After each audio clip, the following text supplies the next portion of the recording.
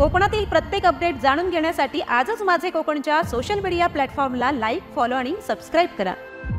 संपूर्ण रत्नागिरीत मुसळधार पावसाचे धुमशान सुरू आहे। त्याचा जोरदार फटका पुन्हा एकदा 8 महिन्यानंतर रत्नागिरी रेल्वे स्थानकाच्या कॉर्पोरेट इमारतीला बसलेला आहे। सुशोभित केलेल्या या दर्शनी भागातील इमारतीच्या छत आणि कॅडिंग मधून पुन्हा गळती सुरू झालेली आहे। त्यामुळे या इमारतीच्या या नव्या सुशोभीकरणाच्या कामाच्या गुणवत्तेवरती येथील प्रवासी वर्गातून प्रश्नचिन्ह उपस्थित होत आहे। रत्नागिरीमध्ये गतवर्षी ऑक्टोबर महिन्यात मुसळधार पाऊस बरसला होता। आता देखील गेल्या आठवड्याभरापासून रत्नागिरीत सुरू असलेल्या मुसळधार पावसाने रत्नागिरी रेल्वे स्थानकाच्या सुशोभीकरणात केलेल्या इमारतीच्या कामाला पुन्हा एकदा जोरदार फटका दिला आहे। इमारतीच्या दर्शनी भाग आणि प्रवेशद्वाराच्या पूर्वीकडील बाजूला सुशोभीकरणात नवीन बसवलेल्या छताला आणि कॅडिंग मधून पुन्हा एकदा जोरदार पाणी गळती सुरू झाली आहे। त्यामुळे रेल्वे स्थानकाच्या प्रवेशद्वाराच्या भागात साचणाऱ्या पाण्यामुळे रेल्वे यंत्रणा देखील हैराण झाली आहे।